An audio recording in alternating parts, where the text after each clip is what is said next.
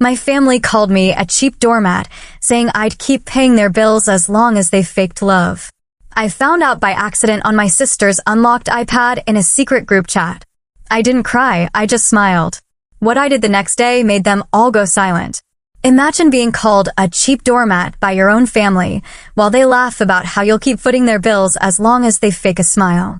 Well, one night, I stumbled onto the ultimate betrayal, a hidden group chat that laid bare their chilling plan to exploit me. I didn't scream, I didn't cry, but the very next day, I invited them all to lunch, and by dessert, they couldn't swallow a single word. That morning, I woke before my alarm, sunlight painting lazy stripes across my bedroom walls. For a brief moment, the quiet felt almost gentle. My landlord, Cora, was already up, moving slowly. Her arthritis always made mornings a struggle, but she was stubborn, the way only someone who'd seen too much of life could be. I brought her the usual, chamomile tea with honey and her pills laid out next to a small orange slice. It wasn't much, but she always looked at me like it was everything. "Your family coming today?" she asked, trying to sound casual, but her eyes were sharp. "Bethy's birthday?" I hesitated. "They treating you right yet?" she pressed, her gaze unwavering. I gave her the smile I reserved for those kinds of loaded questions. "They remember me when bills are due. That counts for something, right?" She let out a low, raspy chuckle. "Honey, let them remember you when you stop answering." I bent to pick up her reading glasses from under the coffee table. "I'll bring a gift basket," I mumbled. "Nothing fancy, just things she likes." Cora just shook her head. "You always bring more than what's asked." I just shrugged. I've learned not to show up empty-handed. Makes it harder for them to say I brought nothing to the table. It was a tired joke, one I'd been living for years. By late morning, I'd packed 2 baskets. One with a bottle of wine, artisan crackers, her favorite hand cream, the kind you get at those expensive boutiques. The second was bursting with homemade baked ziti and lemon bars I'd started baking at dawn. I carefully placed them in the back seat next to Marshmallow, my scruffy rescue mutt, who watched me with those big, soulful eyes that always seemed to understand too much. Before I left, I triple-checked the locks, watered the lonely basil plant on my kitchen windowsill, and tucked my paralegal files into a drawer. I had a messy divorce case from a freelance client, full of contradictions, and I knew I'd need a clear head later to untangle that web of lies. The drive to Bethy's place felt longer than usual. Maybe because a cold dread had already settled in my stomach. I knew exactly how it would go. Polite, stiff hugs, forced laughter, the kind of side-eye affection that evaporates the second the dishes are cleared. When I pulled into her driveway, the loud pop music and clinking glasses spilled from the open back patio. I stood at the front door for a moment, balancing both baskets, wondering why I always felt like I was walking into a room that had already decided I didn't belong. I knocked. No answer. So, I just let myself in. The kitchen smelled like takeout pretending to be gourmet. Wine bottles lined the counter, a half-eaten charcuterie board sat under a plastic cover. I called out a soft hello and placed the baskets neatly on the table. Finally, Bethy poked her head in. "Oh, hey Arlena. You didn't have to bring anything." I gave a small, tight smile. "Just a little something I threw together." She smirked. "You and your baskets. So wholesome." From the patio, someone laughed a little too loud. It was my brother-in-law, Derek. "Look who brought another casserole." Arena's solution to everything. Bake it or pay for it. The word stung, a familiar burn. But I swallowed them, just like I'd been trained to since childhood. I reached for a glass of water from the sink, steadying my breath. I'd learned long ago that arguing didn't change their minds. It only confirmed their opinion of you being too sensitive. I sat at the edge of the kitchen island, barely noticed. Conversations blurred around me, high-pitched, pointless chatter about spin classes, spa days, who was splitting which Airbnb for their fall trip. That's when I saw it. Bethy's iPad, unlocked, screen still glowing, left right next to the cheese knife. I didn't mean to touch it. Honestly, my hand moved out of pure instinct. I used to help her with tech stuff, setting up passwords, syncing her calendar, and my fingerprints still worked. The screen opened right to the Messages app. A thread was already highlighted. The title made my breath catch, Doormat Club. Curiosity burned hotter than caution. I tapped it, and there it was. Thread after thread. My mother, Bethany, our cousin Mia, and Derek. sending screenshots of my Venmo payments, messages I'd sent asking about overdue rent, even photos of the grocery bags I'd dropped off when Mom couldn't get out in the heat. They'd turned me into a running joke. She thinks she's helping. Bless her, she's addicted to being needed. Got a dentist bill? Cue tears. She'll cover it. Just send her a photo of Mom looking tired. And then, my mother's words, unmistakably hers. She's not family. She's a wallet with a sad smile. I didn't gasp. I didn't cry. My hands didn't even shake. I simply placed the iPad back exactly as it was, stood up, and walked out the front door. No one stopped me. As I drove home, the streetlights flickered on, one by one, as if bowing their heads. I turned off my phone halfway through the drive. I didn't want to risk a "Hey, where'd you go?" text, sent out of guilt, not genuine care. I pulled into the driveway, let Marshmallow out, and sat on the stoop as the last glow of daylight disappeared. Inside, I poured a glass of water. No wine, no drama. Just silence. I opened the small jewelry box where I kept the glass bracelet my mother gave me when I was 8. It used to mean something. Used to remind me of bedtime songs and pancakes on Sundays. I took it out, placed it on the coffee table, and stared at it. Something inside me shifted. Not shattered, but settled. And for the first time in a long while, I smiled. Then I stood up, walked to my desk, and opened a folder on my laptop. One I'd named years ago, but never used, Family Records. The laptop screen glowed softly in the quiet of my apartment. The only sounds were the low hum of the fridge and the occasional creak from the radiator pipes. I didn't hesitate this time. Didn't second-guess myself or wonder if I was overreacting. My fingers moved on muscle memory. Click, click, click. The folder, Family Records, opened like a box I'd buried long ago, finally exhumed. I started with the oldest files, Venmo transfers, bank statements, digital receipts. Most were small at first. $40 here for Mom's medication, $110 for Bethy's car repair. Then it snowballed. Rent for 3 months. A copay for a surprise root canal. Emergency flights to Florida because Mia had a panic attack and couldn't fly coach. Each entry had a note, a timestamp, and ironically, my overly polite tone. Just let me know if you need anything else. No need to pay back. I'm happy to help. I paused and scrolled back up. Somewhere along the way, I had stopped expecting anything in return. I wasn't being generous. I was being groomed. By the time I got to last year's records, the total was over $117,000. I leaned back in my chair and let the number sit with me. $117,000. That wasn't just help. That was funding. That was being the unofficial bank of a family that laughed behind my back and called me a wallet with a sad smile. And I'd kept the receipts, like a fool who still hoped one day they'd say, "Thank you." The screen blurred for a second as a dull ache built behind my eyes. I blinked it away. No tears tonight. I opened a new folder. Atlas. The name made my spine straighten. That was the side of me they didn't know. The part that hadn't just survived. She'd studied, prepared, planned. For the past 2 years, I'd been consulting remotely for a boutique law firm in New Hampshire. Not flashy work, but solid. Estate planning, financial protections, elder abuse. I'd taken on the quiet, complicated cases no one wanted because I understood what it felt like to be used in the name of love. I pulled up the draft of a legal trust I'd started last fall, half finished and forgotten until now. It was designed to secure what little was left of my father's estate, his pension shares, a rural land parcel, and a small vintage coin collection he'd meant to pass down to whoever keeps their integrity. At the time, I wasn't sure what that meant. Now I did. I adjusted the trust structure, removing my mother's name. Then Bethy's. Then Mia's. I added a charity clause instead. Quiet, simple. The assets would go to a scholarship fund for kids aging out of foster care. Not a single cent would go to those who mocked the hand that held them up. I saved the file, encrypted the folder, and backed it up twice. Then I opened my banking app. I froze all joint credit lines I had with my mom, ones I'd signed years ago, just in case she needed help with medical bills. Autopay for her gas and electricity? Cancelled. The life insurance policy where she was still listed as my sole beneficiary? I filed the form for reassignment. There was no grand announcement, no dramatic phone call. Just quiet action. Like slipping out of a room without letting the door slam. I got up to stretch and wandered to the kitchen. The soft glow of the microwave clock read 11:43 p.m. I opened the fridge, not because I was hungry, but out of habit.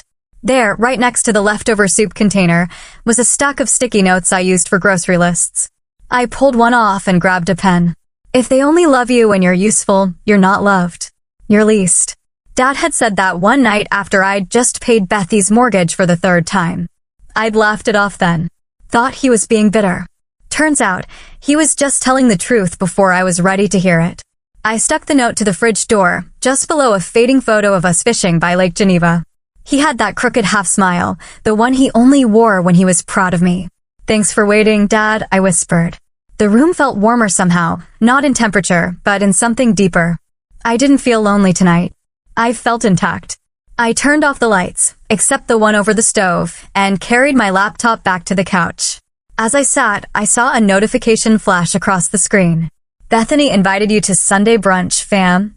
The gall. I stared at it for a moment, fingers hovering over the keyboard. Then I clicked yes, and I smiled. The morning sun had already slipped past the blinds when I finished brushing the dog hair off my blazer. Deep forest green, crisp lines, not too flashy, not too soft, just enough structure to remind myself and them that I was no longer the same version of Arena they'd leaned on like a human ATM. I double-checked my bag. Slim folder tucked in, zipped tight. Then I slid my phone into the side pocket, smoothed the sleeves of my blazer, and headed out the door.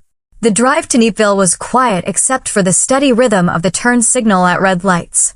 I parked just around the corner from the restaurant, giving myself a few moments to breathe before walking in. The brunch spot was quaint in that curated kind of way. Framed vintage ads on the wall, chipped white mugs that were meant to look charming. I spotted them right away at the corner booth. Sylvie, Raina, Mia, Raina's husband Greg, and their daughter Kennedy, now somehow already a teenager. They looked up as I approached. Arena. Raina's voice stretched too wide, fake delight dripping like syrup. "You look rested. Guess it pays to have no kids or responsibilities." I pulled my chair back slowly. "Or maybe just to stop paying for someone else's," I said, sliding into the booth with a smile that didn't quite reach my eyes. Sylvie stirred her coffee like it owed her rent. "So," she said carefully, "my online account's been glitching. Weirdest thing. I couldn't even check the power bill this week." "That's strange," I replied, reaching for the menu.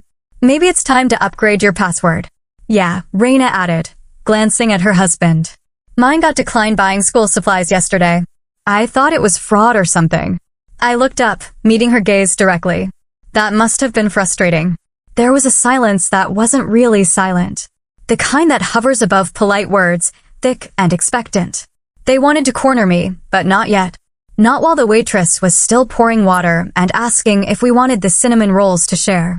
I waited until the waitress walked away before placing my phone gently on the table. No theatrics, just a single swipe to unlock the screen. "Before we order," I said evenly, "I think we should all look at something together." They leaned in out of habit. One tap. There it was. A screenshot of their group chat. "She's like a bank with a soul. Just smile. She'll pay. LOL. Watch her give us more when we pretend mom's sick again." Forks froze midair. Even Kennedy's phone slipped quietly under the table. I glanced up. "You left it open on your iPad, Raina." I wasn't snooping. "I was paying your phone bill again." Her mouth parted in shock, then snapped shut. Then the tears came. Too fast. Too polished. That was a joke. It was out of context. "You don't know how stressful things have been. Greg got furloughed and the dental bills." My voice was quiet, flat. "You don't need to spin this." Sylvia cleared her throat, playing the elder card. "We've all struggled, Arlena. You always had more, and family helps family, right?" I nodded slowly. "I didn't mind helping," I said. "I minded being lied to. It wasn't loud. No shouting. No slammed napkins. Just a shift in the air, like the moment before a storm when the birds fall silent, and even the trees seem to brace themselves." I reached into my purse and pulled out the folder. Mia tensed. Raina's hand hovered near her coffee. Sylvia looked away. I opened the folder and laid down the first paper. Raina's cosmetic surgery invoice, labeled and dated, paid in full. Then Mia's 3 months of back rent. Next, Sylvie's copay from that hospital visit she insisted was an emergency. One by one, they formed a quiet pile. $117,000, I said, almost whispering. This isn't help. This was a system.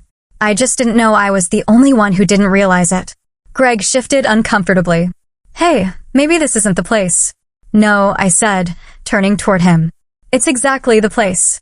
Because this was never just about money. It was about trust. About being used. Raina looked ready to crumble. We needed it. I cut in gently. Then you should have asked, not plotted. Sylvia blinked hard. So what now, Arlena? You just cut us off. I took a slow sip of water. Let the pause stretch long enough to let the silence sting.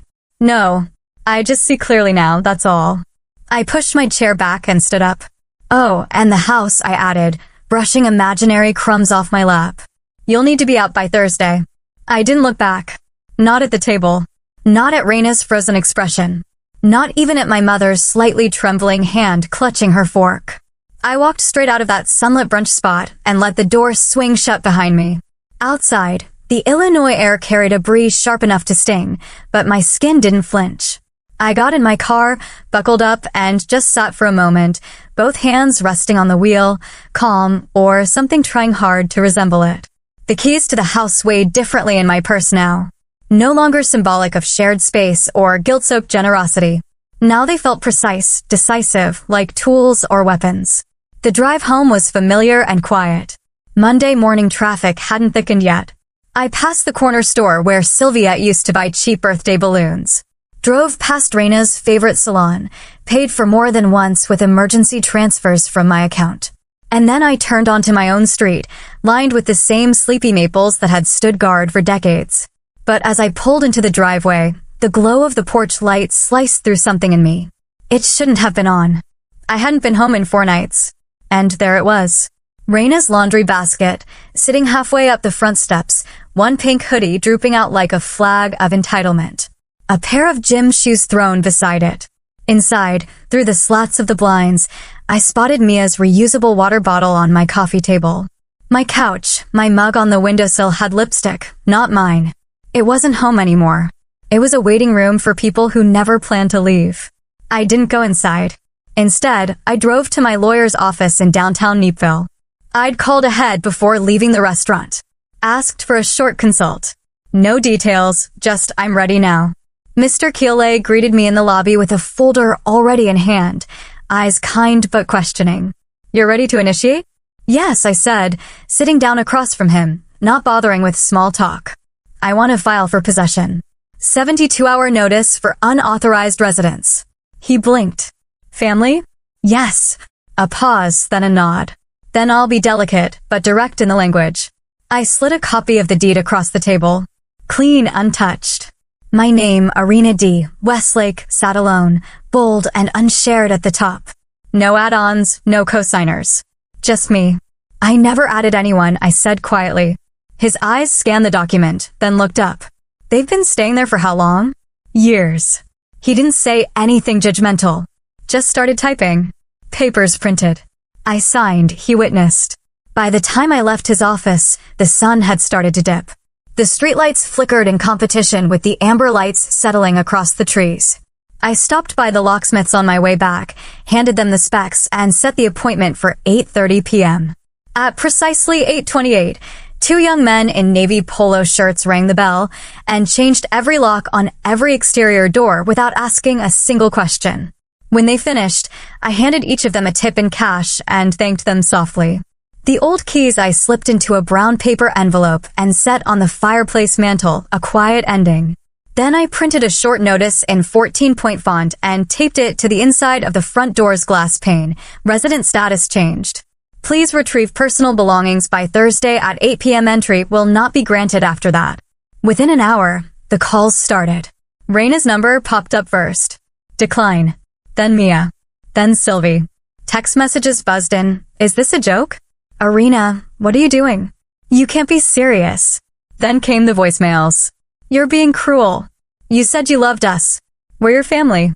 I walked away from the phone, turned on the record player in the living room, and dropped the needle on an old Dinah Washington album. Her voice rose and swirled through the air, pushing back the desperate ringtones like fog receding from light.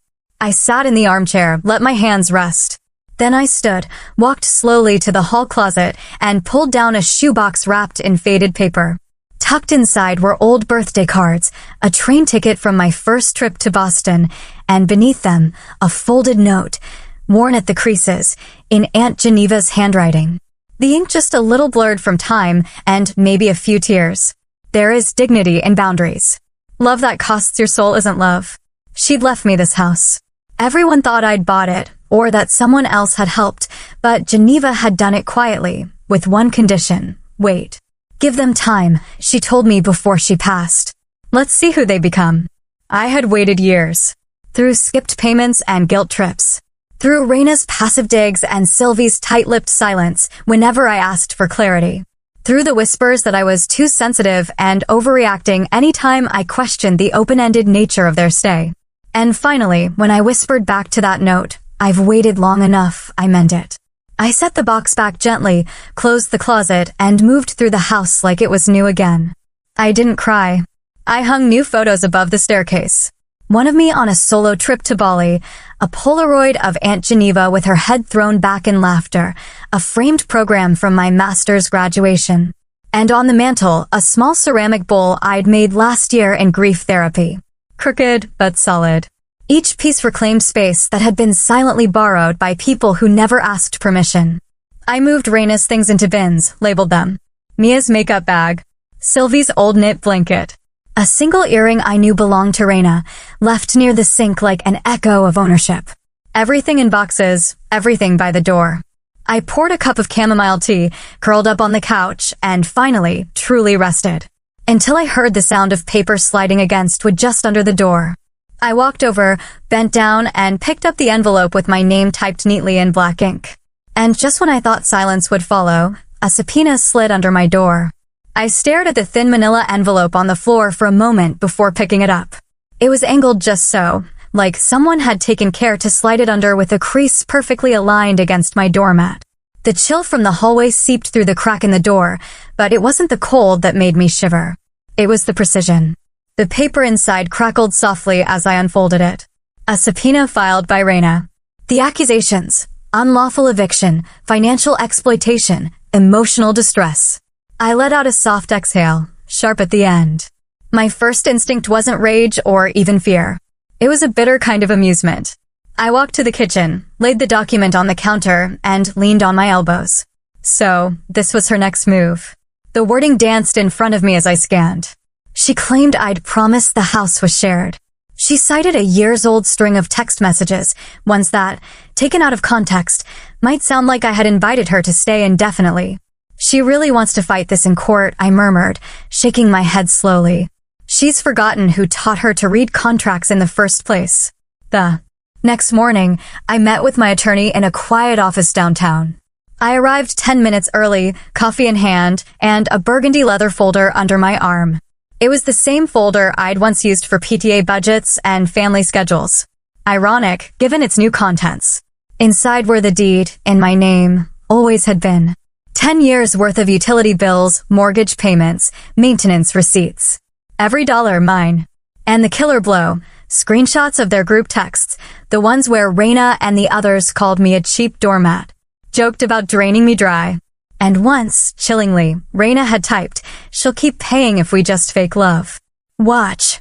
My attorney, Mrs. Lang, a woman in her 60s with eyes sharper than broken glass, flipped through the folder in silence. Her finger hovered over the group chat printouts. She looked up at me. They handed you your defense and your dignity. I let that settle between us. No need for a smile, no victory lap. Just clarity. The pretrial mediation was scheduled for the next afternoon. It was held in a small, nondescript conference room inside the courthouse. Beige walls, faux wood table, and a clock that ticked too loudly. Raina walked in with a tissue already in her hand, eyes misted but dry.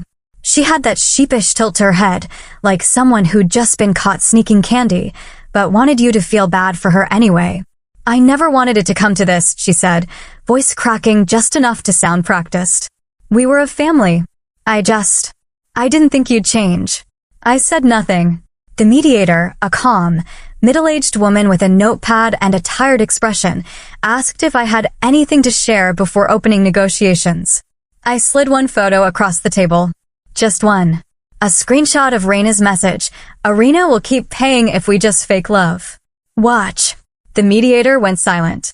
Raina's face flushed immediately. Her mouth opened, but no words came out. Just a faint gasp, like she'd lost her line in a play she'd written. I'm not angry, I said quietly. I'm done. She blinked, caught off guard. This isn't revenge, it's relief. With that, I stood and left. No threats, no raised voices. Just my heels clicking across the tile floor, steady and final. By the time I made it across the street to a small cafe, the emotional heaviness was beginning to lift. I chose a corner table near the window, the kind of spot where you could disappear into the hum of downtown life. I ordered a plain coffee, black, no sugar, and watched the courthouse entrance across the street. I didn't check my phone at first. I just sat with the warmth of the mug between my palms, breathing in the quiet. It felt earned. But eventually, the screen lit up. 27 unread messages. Raina, our mother, even my brother, who hadn't said more than 10 words to me since last Christmas. Some pleaded, some accused. One simply read, "Who are you now?" I didn't respond. Instead, I glanced at my reflection in the cafe window. The woman looking back at me didn't look bitter. She didn't look afraid. She looked free. I took another sip, the coffee grounding me. The outside world blurred behind the window glass. And for once, it didn't matter who was watching. I left the cafe as the sky began to darken. Soft purples and bruised blues stretched above the city. I walked slowly, choosing side streets where the air was quieter, where the echoes of footsteps were my own. But when I finally pulled into the driveway and stepped onto the front porch, I froze. There, waiting for me, right at the center of the welcome mat, was something I never expected to see again. I didn't even have to step onto the porch to know something was wrong. The smell hit me first, sharp, acrid, and unmistakably burnt. I paused mid-step, keys still dangling between my fingers. There, propped against the front door like an offering from hell, was a half-melted cardboard box. Charred edges curled like petals, and the top had collapsed in on itself, revealing glimpses of blackened paper, a scorched piece of metal, and something that used to be blue velvet. I dropped my purse inside the hallway and crouched slowly beside the box. The motion stiff from the cold, and from what I already knew I'd find. The first thing I recognized was the edge of a picture frame. Cracked glass fused into a warped plastic border. The photo inside had mostly disintegrated, but I could still make out part of my father's cheek and a sliver of my handwriting on the corner, first science fair. Under that, the spine of my childhood diary had curled inward, like it was trying to protect itself. The pages were mostly ash. But it was the locket that gutted me. The chain, somehow intact, looped around a piece of burnt cardboard like a noose. I lifted it carefully, holding it up to the porch light. The tiny gold heart had melted just enough to be unrecognizable, unless you knew exactly what it had once looked like. It was the last thing Dad gave me before the cancer stole him. "So you never feel alone," he'd whispered. Inside the box, wedged between the remains, was a yellow sticky note, its edges singed, but one message still visible, jagged, cruel, still smiling, doormat. I stood up, not shaking, not crying, just quiet. I walked back into the house, locked the door, placed the locket on my hallway table, and stared at it for a long time. Then I picked up my phone and drove straight to the precinct. It was almost midnight when I arrived. The station was hushed, the overhead lights buzzing faintly as an officer behind the desk looked up from her paperwork. "You here to file something?" she asked, glancing at my face. I nodded. "I'd like to report arson, property damage, harassment." She slid a clipboard toward me. "You know who did it?" "I don't need to guess," I said evenly. "I need to document." As I handed over the completed form, another officer walked over, younger, with alert eyes. He asked if there were any cameras nearby. I paused. My neighbor across the street has a smart doorbell. He travels a lot, but the camera always runs. The officer scribbled something and nodded. "We'll pull footage. Anything you'd like to add?" I hesitated, then opened my phone and tapped open a photo I'd snapped of the note. They wanted me to know it was personal. That wasn't random vandalism. That was meant for me.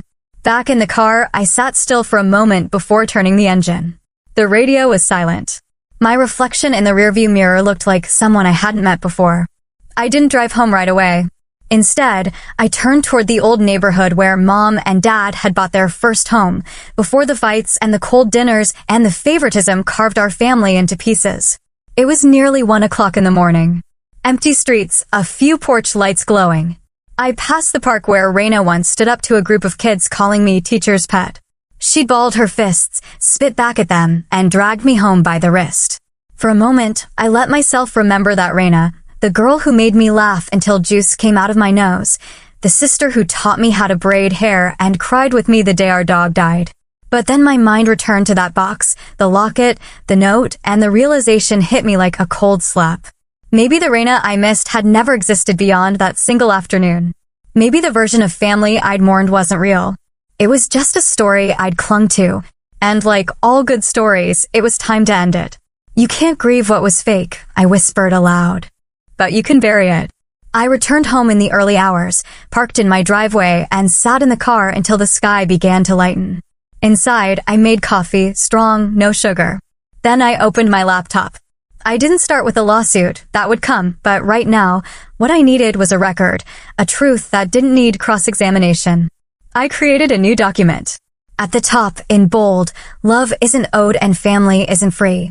I started writing, not for pity, not to tear anyone down, but to let the silence finally speak. Paragraph by paragraph, I laid it out. The small slights, the veiled jabs, the erasure of my contributions, the twisting of my words. I wrote about how loving someone doesn't mean losing yourself. How being family doesn't excuse cruelty. How the ones who are supposed to protect you can sometimes be the ones who slowly unmake you. I didn't mention names. I didn't need to. The story wasn't about vengeance. It was about freedom. I finished the draft just as the sun crept through the blinds, bathing the living room in a soft orange haze. I saved the document, attached it to an email, and scheduled it for publication with a quiet digital magazine that championed real voices, real pain, and real resilience. It would go live in a few hours, and I had no idea what storm it would bring. The next morning, I poured my coffee with one hand and clicked publish with the other. Then I sat back, half expecting silence, maybe a few views. Maybe someone from my grief support group would read it and nod along. But within an hour, I saw the first wave hit. It started slow. A single share from a parenting blog, then a reshare by someone in Minnesota. A comment from a woman named Tanya, "You put my life into words." Then 20 more comments, then 200. By lunch, it was everywhere. The title, "Love Isn't Owed and Family Isn't Free," was now trending on 3 platforms. My inbox, filled with messages from strangers, mothers, daughters, even grandmothers, sharing stories of being cut off, disrespected, disowned. Some shared screenshots of their own family group chats, ones that looked hauntingly like mine. I'd blurred the names in my screenshots. I made sure never to directly identify anyone, but the language, the words they used were unmistakable. Anyone in my circle could recognize them, especially Raina and her fiancé.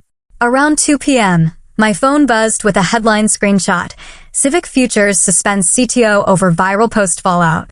I stared at it in disbelief. That was Raina's fiancé's company.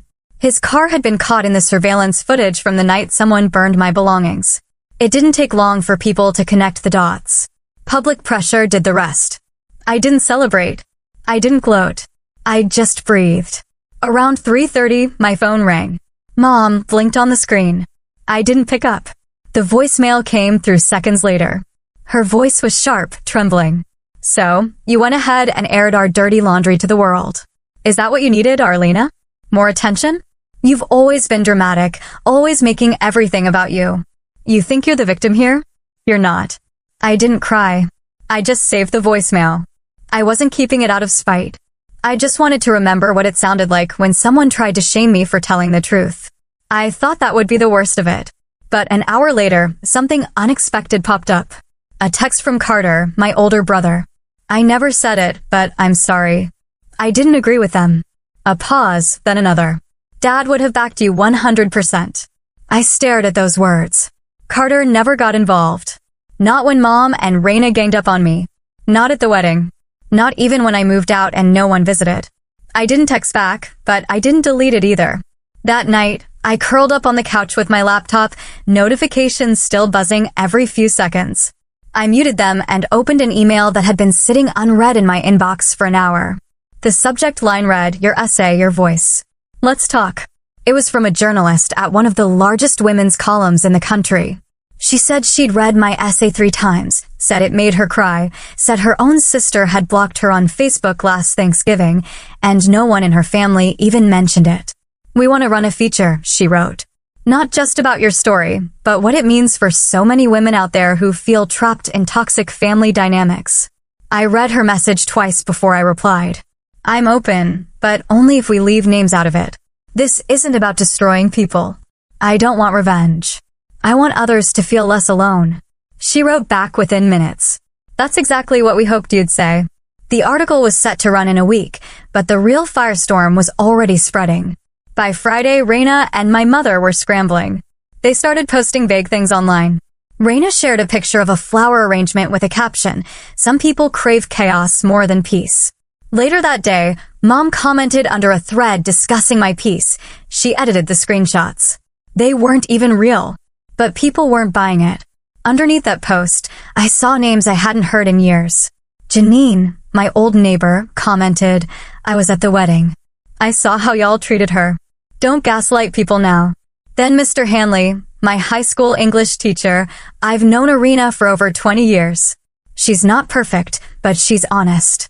Don't even try." Then there were the silent ones, family, friends, distant cousins. They didn't comment, but they liked every word defending me. Raina tried to save face. She had a new product launch that weekend, some organic skincare line she'd spent months hyping up. But by Saturday morning, 3 sponsors had pulled out. The posts promoting her launch were flooded with hashtag Raina Doormat no more hashtags and questions like, "Is this the same Raina from the essay?" She tried to delete them. Didn't work. I wasn't watching gleefully. In fact, I barely slept that night. There was a kind of ache that followed the whirlwind, a weight in my chest that didn't go away with the validation. I wasn't looking to destroy them, but maybe finally they couldn't destroy me either. Around 11:30 p.m., after brushing my teeth and plugging in my phone to charge, I noticed the notification I almost missed. A message request from Raina. Just 4 words, "You've won for now." I stared at it for a long time, then turned off the screen and went to bed. I didn't sleep that night. Raina's message, those 4 smug words, stayed in my mind like a thorn under skin. "You've won for now." It wasn't defeat. It was a threat disguised as surrender. I stared at my ceiling in silence. The soft ticking of the wall clock, the only sound marking time as my thoughts churned. I didn't reply. I wasn't going to dignify it. Around 9 a.m., just as I finally managed to sit down with a lukewarm mug of coffee, my phone rang. Unknown number, Chicago area code. I hesitated, thumb hovering over decline, but something, instinct, maybe, told me to answer. "Miss Irina Whitlock," a calm male voice asked. "Yes, this is she. My name is Daniel Haskins. I'm your late father's attorney. I believe it's time we talk." I blinked. "Excuse me," he continued gently.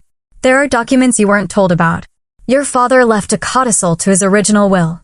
It was never filed. I think you'll want to see it." I sat up straighter, heart starting to pound. Wait, I was told he didn't even have a will.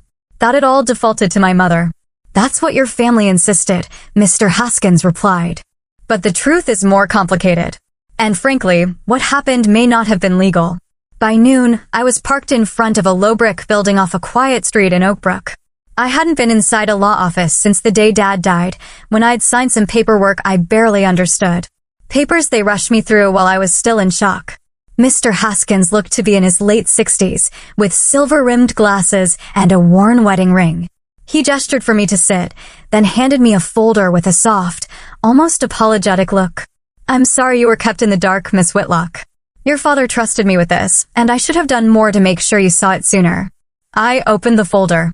Inside, in Dad's handwriting, was a single page dated just 8 months before he passed. The ink had smudged slightly in the corner. If Irina chooses to walk away from the family, it read, she inherits full ownership of the lakeside property and 35% of the remaining estate. She deserves freedom, and she deserves to be seen. My throat tightened. Why didn't anyone tell me? Mr. Haskins hesitated. Your mother objected to its filing. Claimed your father had changed his mind. But I have emails proving otherwise. She delayed the filing just long enough to push it past probate, and by then she rewrote the narrative. I finished for him. He nodded once. I sank back in the leather chair, heart pounding for different reasons now. Dad had known.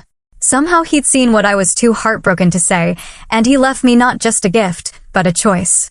There's more, Mr. Haskins added. We also dug into your trust fund.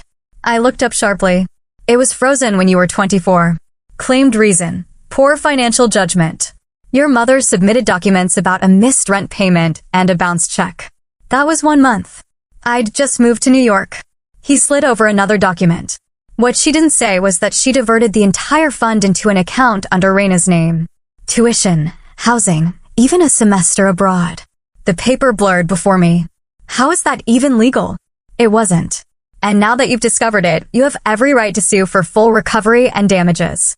I didn't speak. I couldn't. I just stared at the numbers. What should have been my safety net, my independence, my father's promise, turned into a lifestyle accessory for the sister who just last week called me a leech. After I left the office, I didn't drive home. I headed north. The further I drove, the quieter it got. By the time I pulled into the gravel drive that wrapped around Dad's old lakeside cabin, the trees had swallowed all the noise.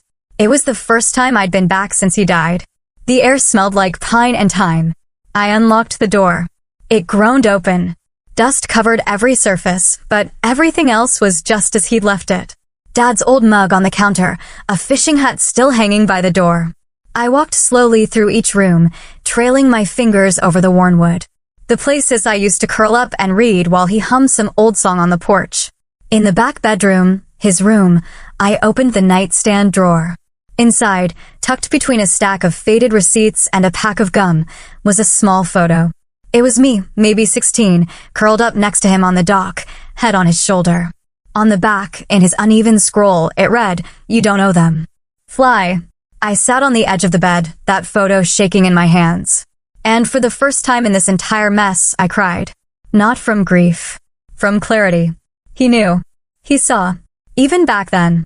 And through all the noise, the gaslighting, the erasure, he left me a message that pierced through it all.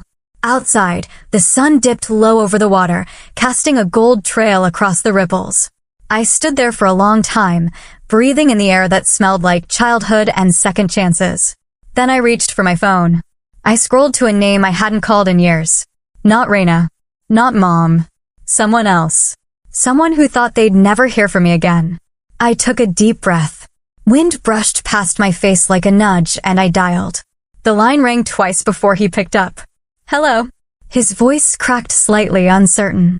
Hi, Dr. Keir. I'm ready. Do you still have those papers we talked about? I asked calmly, though my hand was trembling just a little. There was a long pause, then a quiet sigh. Yes, Serena. I have everything. I looked out across the lake one last time before turning back toward the car. The wind off the water had a bite to it, but something inside me felt warm, settled. The next morning, I arrived early at Belmont Grill, the same restaurant where Raina and Mom once cornered me like an afterthought at a table meant for 12. This time, I reserved the same spot, private by the window, white tablecloths, quiet music in the background. I wanted them to feel comfortable, arrogant. One by one, they arrived. Raina in heels too high for daylight, chewing gum like she owned the air. Mom with her pearls and half a scowl already on her face. Uncle Troy dragging his patent leather grin behind him. Wow, Raina said, sliding into the chair across from me. Didn't expect you to foot the bill for once. Mom chuckled, then whispered, Don't start, Raina. I said nothing. I just smiled politely and reached for my water. Then came the soft knock. A man in a gray suit, badge clipped to his belt, entered the room. He handed each of them a sealed envelope without a word. Raina opened hers first. Her face drained color almost instantly. What the? This is a joke, right? She hissed, flipping pages. Fraud, misappropriation. You're accusing me. Mom was next. Her lips pursed tighter and tighter as she read through hers. By the third page, she threw the packet down like it burned her hands. You spiteful little thing, she snapped at me. You've always been dramatic, but this, dragging your family through court? I folded my hands, keeping my voice level. No, I'm not dragging anyone. I'm just unbeing the rug you wipe your feet on. These aren't accusations. They're findings. You forged documents, redirected funds, blocked my trust. You knew exactly what you were doing. Raina stood up, pointing at me. This is about your ego, Arlena. You couldn't stand that Dad liked me better. That's the story you told yourself, I replied. But he saw through it. You should have read the real will. Silence followed. No forks clinked. No one moved. Even Uncle Troy stopped sipping his wine. I'm not here for revenge, I said, finally rising to my feet. I'm here for the truth. And the silence you all bought with my kindness? That contract's expired. As I walked out, I didn't glance back. Later that afternoon, on the courthouse steps, cameras flashed. Raina's lawyer shoved a microphone away. My mother shielded her face with a designer handbag, but the reporters kept coming. Ma'am, can you comment on the trust discrepancies? Do you deny redirecting Arlena's inheritance? Is it true the lake house wasn't listed in the family's final declaration? They didn't answer.